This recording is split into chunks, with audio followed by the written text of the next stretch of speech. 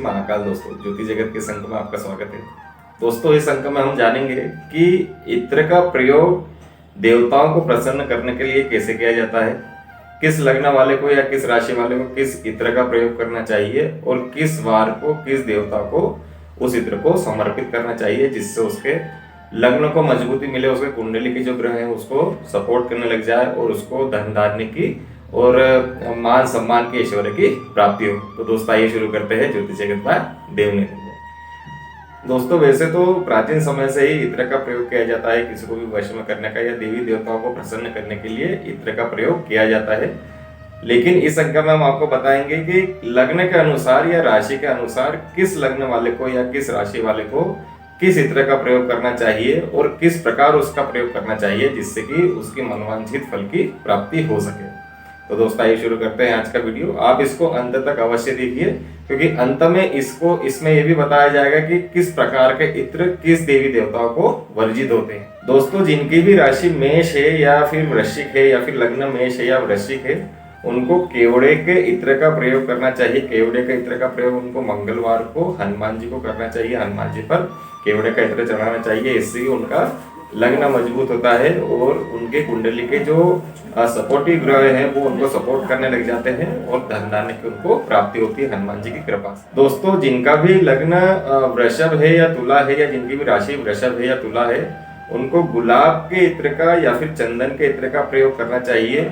शुक्रवार को उनको चंदन का या गुलाब का इत्र शिव जी को चढ़ाना चाहिए। इससे उनका लग्न मजबूत होता है और धन धान्य की उनको प्राप्ति होती है। दोस्तों, जिनकी भी राशि मिथुन है या कन्या है, जिनका भी लग्न मिथुन या कन्या का होता है, उनको केवड़े का इत्र बुधवार के दिन गणेश जी को चढ़ाना चाहिए, जो कि उनके इष्ट देव हैं। गणेश जी को चढ़ाने से वो विघ्न हरता है, तो सभी प्रकार के विघ्नों को हरते हैं। तो मिथुन और कन्या लग्न वालों को केवड़े का इत्र का प्रयोग करना चाहिए। दोस्तों, जिनकी भी राशि कर्क है या फिर जिनका भी लग्न कर्क है, उनको रात रानी के इत्र का प्रयोग करना चाहिए। रात रानी का इत्र सोमवार के रोज उनको शंकर जी पर और उनके सर्प पर चढ़ाना चाहिए। इससे शिव जी की कृपा उन पर बनी रहती है।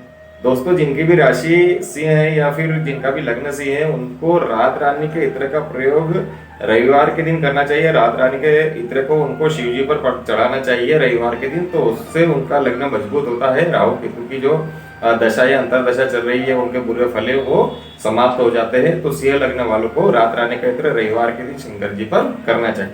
दोस्तों, जिनका भी धनु लग्न है या मीन लग्न है, उनको केसर के इत्र का प्रयोग करना चाहिए। केसर का जो इत्र होता है वो शिव जी को और विष्णु जी को आप चढ़ा सकते हैं, या फिर खाटू श्याम जी पर भी आप केसर का इत्र चढ़ा सकते हैं। एक श्याम दरबार करके भी इत्र आता है, उसका भी प्रयोग वो कर सकते हैं। वो कृष्ण जी पर चढ़ता है या फिर खाटू श्याम जी पर चढ़ता है। तो जिनका भी धनु लग्न है या मीन लग्न है, वो खाटू श्याम जी पर श्याम दरबार इत्र चढ़ा सकते हैं, या फिर केसर का इत्र शिव जी पर या फिर विष्णु जी पर गुरुवार को चढ़ा सकते हैं। तो इससे उनके सभी कार्य बनते हैं। दोस्तों, जिनके भी मकर या कुंभ राशि है या फिर मकर या कुंभ लग्न है, उनको चंदन के इत्र का प्रयोग करना चाहिए। चंदन का इत्र उनको शनिवार को या शुक्रवार को शिव जी पर करना चाहिए, शिव जी को चढ़ाना चाहिए। उससे उनका शुक्र मजबूत होता है और उनके सभी कार्य सफल होते हैं।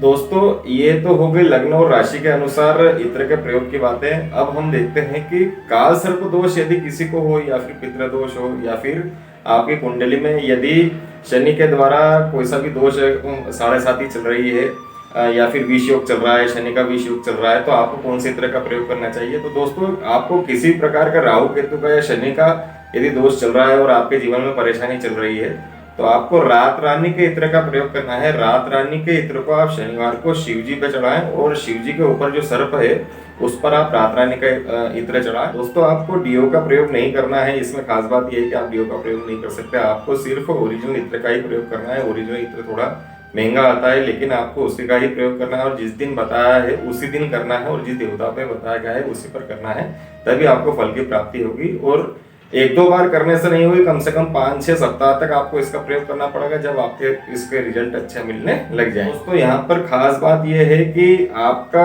यदि लग्न और राशि अगर अलग अलग है, तो आप लग्न के हिसाब से ही अपने इत्र का प्रयोग करें, राशि के हिसाब से न करें। यदि आपकी लग्न और राशि अगर समान है तो आप उसका प्रयोग कर सकते हो, और यदि आपको पता नहीं है कि आपकी राशि क्या है या लग्न क्या है, तो आप सिर्फ चंदन का इत्र शुक्रवार को शिव जी पर चढ़ाएं, उससे भी आपके काफी कार्य सफल हो जाएंगे। तो खास बात यह है कि शिव जी पर कभी भी केवड़े का इत्र गलती से भी ना चढ़ा दीजिए, क्योंकि अगर आपने केवड़े का इत्र शिव जी पर चढ़ा दिया तो वो आपके लिए अनिष्टकारी हो सकता है, आपके बने बनाए काम भी बिगड़ सकते हैं। तो आप सोच समझकर सिर्फ चंदन का इत्र ही शिव जी पर प्रयोग कर रहे हैं, यदि आपको अपना लग्न नहीं पता है या फिर अपनी राशि नहीं पता है। दोस्तों ये थी इत्र से संबंधित एक छोटी सी जानकारी। यदि आपको ये वीडियो पसंद आया तो इसको लाइक और शेयर अवश्य कीजिए। अगले अंक तक के लिए जय श्री महाकाल।